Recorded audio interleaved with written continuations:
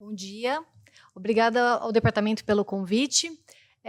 Trabalhar numa equipe multiprofissional faz parte de toda a minha formação, desde a graduação, me formei pela Universidade Federal de São Paulo e o meu campus já era multiprofissional. Então, a graduação, a residência, até o trabalho no dia de hoje é toda voltada para esse cuidado multi e também a minha formação é toda voltada também para exercício físico. Então, eu acredito o exercício físico desde o tratamento até a alta intensidade, que é os atletas.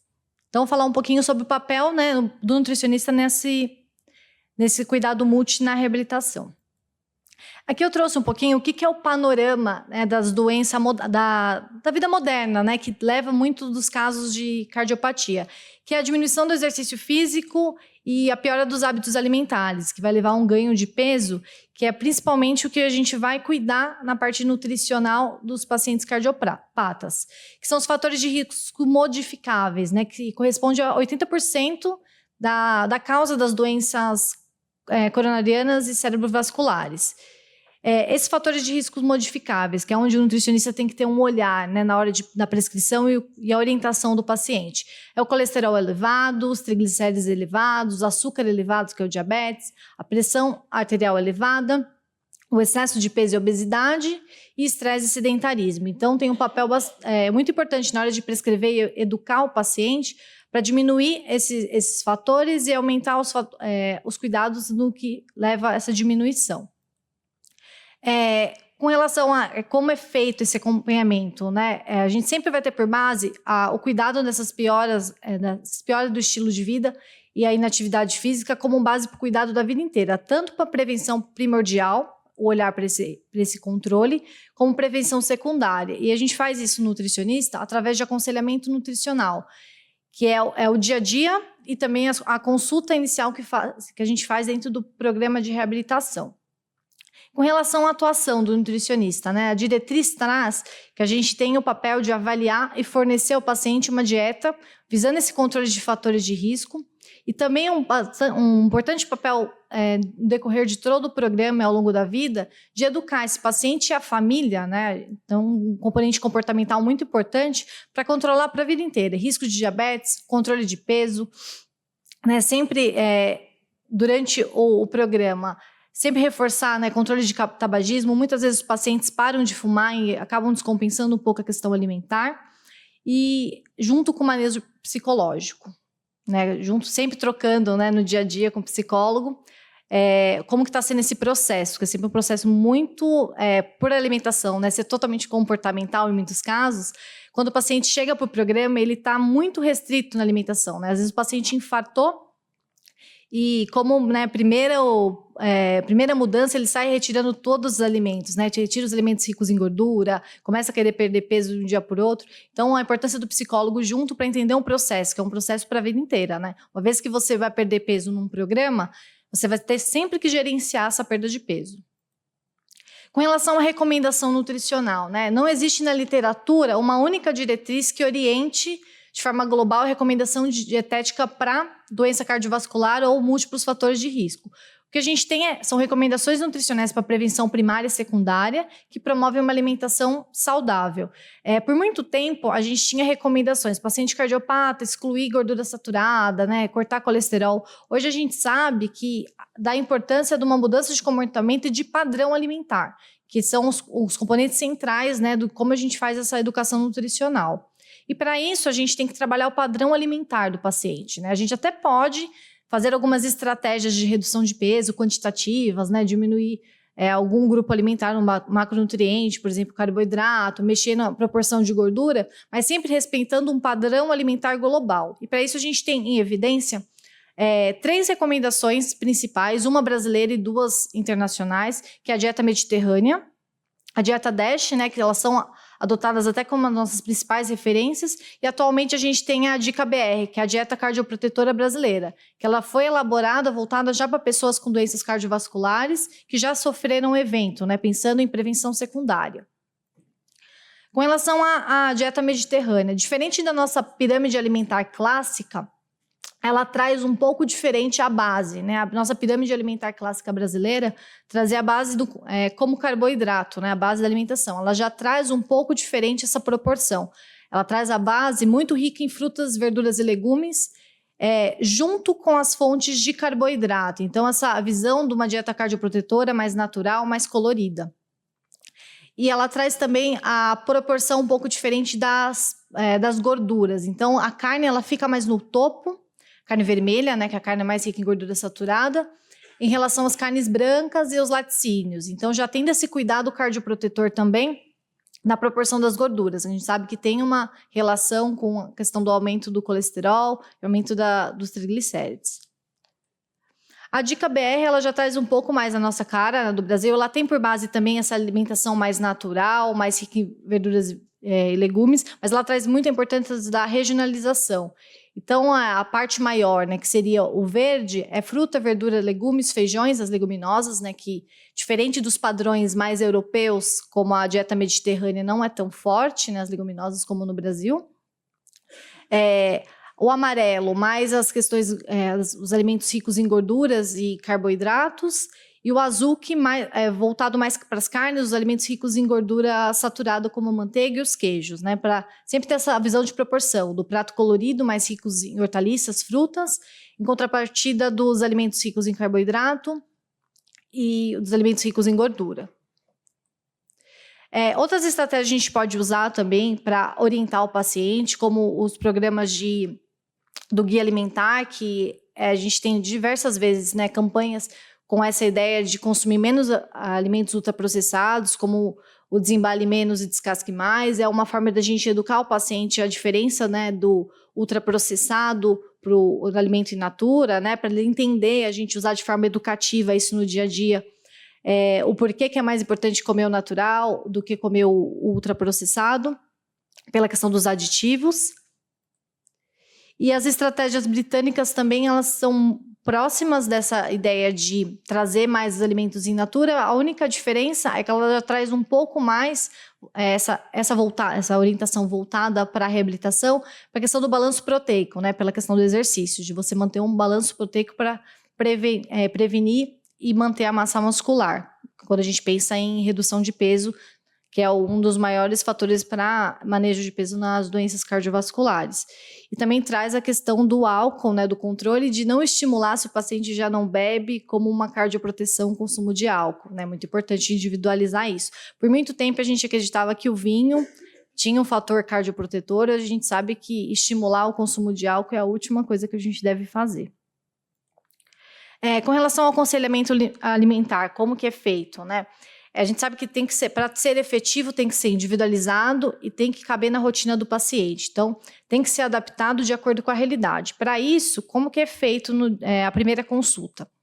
O paciente passa por uma avaliação, então a gente faz uma anamnese completa para entender como é a rotina, como que o paciente está lidando com a doença, como que ele quais são as orientações que ele já recebeu, se ele está fazendo alguma mudança por conta própria, né? Aqui a gente já busca desmistificar muito das questões de restrição alimentar. A alimentação cardioprotetora ela é muito mais incluir alimentos do que excluir grupos alimentares. Feita uma avaliação de composição corporal, até para definir quais as metas, né? Se precisa perder peso, se precisa reabilitar estado nutricional, porque a maioria dos pacientes, muitas vezes, eles têm baixo risco, eles precisam perder peso e controlar fator de risco, mas a gente tem pacientes com insuficiência cardíaca que a gente precisa recuperar estado nutricional, que ele chega muito emagrecido, às vezes um pré-transplante. Então, é importante fazer essa avaliação. A intervenção é construído com o paciente um plano alimentar. Então, a gente senta, desenha bem a rotina e vai desenhando com ele os alimentos, como que é a rotina, com exercício, dia sem exercício. O paciente é orientado e ele é monitorado nos dias de treinamento. Então, é esse trabalho que a Daniela trouxe, que é o dia a dia. Quando ele chega para fazer o exercício, se o paciente, por exemplo, é de insuficiência cardíaca, ele é pesado, a gente entende se está tendo oscilação de peso, quais são as dúvidas, como foi o final de semana. E esse trabalho pontual, a gente consegue acompanhar o processo de como está sendo a mudança do padrão alimentar. É desenhado metas e feitas avaliações periódicas. Os programas clássicos de reabilitação trazem 36 sessões, né? Então, a gente faz uma primeira avaliação, uma avaliação no meio, uma orientação e reavaliação de alta. Depois pede para o paciente voltar depois de 6 meses, ou depender da meta, periódico, mas isso também é individualizado. Esse estudo trouxe, né, um estudo da Eslovênia, feito para ver como que foi a adesão ao estilo de vida, né, na mudança durante o programa de reabilitação. Os pacientes pós-infarto, menor que 4 meses, eles foram encaminhados para a reabilitação num programa de 36 sessões. E desses pacientes, eles passaram por um questionário para avaliar consumo alimentar, hábito alimentar prévio e hábitos sociais. E a partir disso, os pacientes foram divididos em um grupo de adesão e um grupo de baixa adesão. E feito um aconselhamento dietético por base da dieta mediterrânea. Então, o paciente ele não recebeu uma avaliação, um plano alimentar individualizado, mas várias orientações do que ele deveria fazer de mudança de estilo de vida. E recebeu vários exemplos de refeições saudáveis, né? Com receitas. E desse grupo, os pacientes que não tinham nenhuma adesão, ou seja, aqueles pacientes que tinham péssimos hábitos alimentares, que já não cuidavam da alimentação, eles apresentaram muita melhora em relação aos pacientes que já tinham algum cuidado nutricional. E isso reforça a importância de fazer essa orientação logo que o paciente passa por um evento, que é aquele momento que a cabeça está enuviada, né? Ele não sabe se ele precisa cortar gordura, se ele precisa perder peso. Então, é importante fazer as orientações corretas para que ele aproveite essa sensibilização, né? Então, a importância dessa melhora junto com o exercício físico, da mudança do padrão alimentar logo nessa mudança, porque muitas vezes eles partem do sedentarismo também. Então, é um momento que já começa a fazer exercício e está apto para fazer a mudança alimentar. A maioria dos pacientes dos programas de reabilitação cardíaca, eles tendem a ser de baixo a moderado risco. Então, são esses pacientes que, geralmente, os cuidados de nutrição são baseados na melhora. Então, a gente tem que manejar a diabetes, controlar colesterol, controlar peso. E esses pacientes, só com a mudança de padrão alimentar, a gente já consegue ter bastante mudança. Mas a gente tem alguns pacientes de alto risco, que são os pacientes de insuficiência cardíaca, que às vezes eles têm um estado nutricional diferente. Então, não é aquele paciente obeso ou sobrepeso, é aquele paciente sarcopênico, baixo peso e caquético. Nesses casos, o padrão alimentar ele deve ser respeitado também, olhando para essa questão cardioprotetora, mas outros cuidados são importantes da gente gerenciar, que é recuperar estado nutricional, fazer manejo de sintoma congestivo, então às vezes precisa orientar o paciente a fazer restrição de líquidos e sódio, e muitas vezes precisa de suplementação nesses casos. Então, nesses casos, por exemplo, de insuficiência cardíaca, com manejo de líquido, a gente às vezes restringe líquido de 1 litro a 1,5 litro. Então, é importante nesse monitoramento do dia a dia, quando ele vem treinar, entender como que está essa restrição, porque muitas vezes o paciente começa a fazer exercício, sente mais sede, né? Então, está ali no dia a dia para orientar como que deve ser. Muitas vezes precisa de suplementação nutricional, então o paciente não dá conta de consumir a quantidade certa de alimentos, então a gente precisa suplementar. E monitorizar o peso, né, dia a dia, para esse peso não oscilar tanto. É um cuidado, nesse caso, dos pacientes de alto risco. A recomendação americana, ela também traz essa base de dieta cardioprotetora, que a gente enfatiza mais o consumo de legumes e verduras, cereais integrais e gorduras boas, e minimiza os industrializados, mas diferente das outras recomendações, ela traz a importância de ajustar a quantidade energética. Como eu falei, tem pacientes que precisam perder peso, então a gente precisa fazer um controle de calorias, outros pacientes precisam recuperar estado nutricional. E ela também traz a importância de você não estimular para os pacientes que não consomem alto consumo de álcool como cardioproteção. E limitar, né, para os pacientes que já têm esse hábito. Como é feito na experiência do que a gente tem lá no Sírio, o acompanhamento nutricional. O paciente ele chega, ele passa por uma avaliação médica e um teste ergospirométrico, que é um teste de capacidade funcional. E a partir desse teste é feita a prescrição do educador físico e começa as avaliações dos outros profissionais. Então, a avaliação nutricionista é feito, como eu falei, uma anamnese bem completa, e aqui a gente faz uma avaliação de composição corporal. O paciente portador de marca-passo dispositivo, ele tem uma contraindicação de fazer bioimpedância. Então, a gente faz uma avaliação antropométrica, peso, estatura, circunferências, dobras cutâneas. E o paciente que não tem, né, a gente faz essa avaliação pela bioimpedância. A partir disso, a gente faz um diagnóstico nutricional. Então, classifica se o paciente é sobrepeso, obeso, baixo peso, e a partir daí a gente desenha um plano alimentar e as orientações e faz esse aconselhamento. Periodicamente é repetida essa avaliação e até a alta, né? E manejo no longo prazo. Aqui eu trouxe um caso para exemplificar como é feito esse acompanhamento. Eu trouxe um recorte. Esse paciente de 46 anos, ele foi internado para o stomach tal, né? Ele estava com choque, desvio de fala e de rima. Quando ele internou, o diagnóstico, a hipótese diagnóstica foi um AVCI, mas depois foi feito o diagnóstico cardiológico e viu que foi um AVC identificado por uma miocardiopatia dilatada não isquêmica. Então, foi um paciente que teve uma indicação de fazer reabilitação. De antecedentes, ele era um paciente com doença coronariana, obeso, grau 3, então ele tinha 150 quilos na admissão, com síndrome, ele usava BiPAP para dormir e hipertenso. Na primeira avaliação de ergospira, ele tinha uma baixa capacidade funcional, então um VO2 de 13, né, que a gente traz como 40% do predito, então era um paciente que cansava os esforços, ele tinha um risco, né, e sedentário prévio, então ele nunca tinha feito um exercício acompanhado. Então, um paciente clássico, obeso, hipertenso e com baixa capacidade. Na primeira avaliação nutricional, ele tinha 145 quilos, um IMC de 49, e o recordatório alimentar, né? Como eu falei, na anamnese, a gente descreve bem como está a situação atual do paciente de alimentação para poder desenhar as estratégias. Durante a semana, ele ficava sozinho em São Paulo e a família morava no Rio de Janeiro, então ele tinha uma dificuldade de se alimentar sozinho, então ele comia muito fora. O café da manhã era um café com adoçante, 2 torradas e um pouco de cream cheese. No almoço, era no restaurante, ele consumia o couvert à entrada, era salada, sopa ou carpaccio. Era um paciente com uma tendência mais a consumir carne vermelha. No momento, ele estava muito assustado com tudo, né? Porque ele escutou depois da alta que ele precisava perder peso, ele começou a cortar os alimentos, então ele não estava consumindo arroz e massa, e às vezes ele consumia fruta, então ele estava fazendo uma dieta à base de carne e salada. Lanche da tarde ele não consumia por conta do trabalho, e às vezes à noite ele comia alguma coisa no restaurante ou comia alguma coisa em casa que ele preparava.